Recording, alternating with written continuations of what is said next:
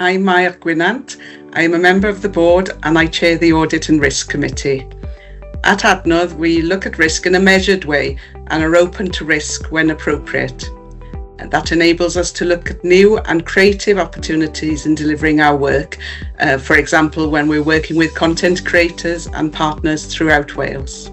One important aspect of our roles as member of the board and Audit and Risk Committee is to ensure that the right systems and controls are in place so that Adnodd can work safely, effectively and confidently. As a relatively young organisation, we have developed these foundations quickly, giving us not only a firm framework to work within, but also the confidence to be ambitious and creative in the way we commission resources and through that support the education sector.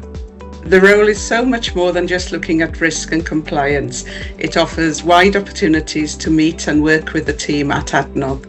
One of the highlights this year was the opportunity to spend an afternoon with the staff team to see and experience some of the resources we have commissioned to support the well-being of teachers and learners. I found myself in the middle of the Mair forest, lying in a hammock, sketching trees and walking barefoot through the moss.